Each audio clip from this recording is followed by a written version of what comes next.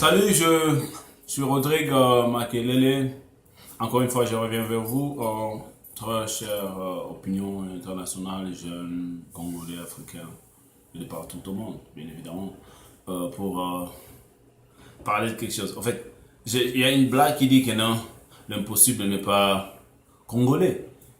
Mais on continue toujours à se demander pourquoi est-ce qu'il y a encore l'impossibilité dans les élections.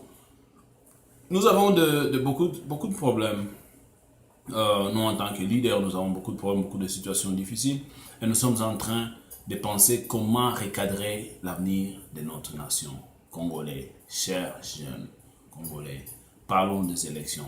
Aujourd'hui, il y a un nouveau phénomène, une nouvelle instruction qui nous parle des élections électroniques. Et je me demande seulement combien de fois nous allons continuer à tergiverser sur un même sujet qui s'appelle l'élection présidentielle. Est-ce qu'il y a cette volonté d'organiser les élections?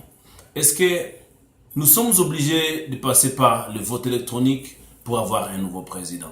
Est-ce que nous sommes conscients que l'avenir de nos enfants, de nos descendants, dépend de ce que nous sommes en train de faire aujourd'hui?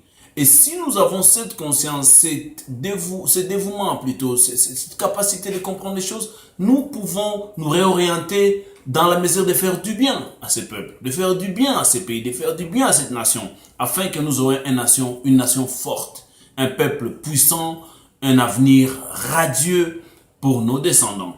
Et nous qui sommes là aujourd'hui, dirigeants du Congo, jeunes, leaders d'opinion, de n'importe quel côté, n'importe quel penchant, nous devons être prêts à sacrifier les désirs que nous avons aujourd'hui pour permettre à notre pays d'être un pays debout, fort, puissant, capable de rassurer et d'assurer un avenir meilleur pour ceux qui viendront après cette génération, ceux qui viendront 10 générations après. Ce que l'Amérique vaut aujourd'hui, c'est l'effort et le travail de beaucoup de gens. Ce que les États-Unis, que nous appelons les États-Unis, ce que beaucoup de pays européens sont devenus aujourd'hui dépend de ce qu'ils ont fait avant. Et nous, en tant qu'Africains, nous sommes en train de croiser les bras et penser qu'il y a un changement qui peut venir sans un travail.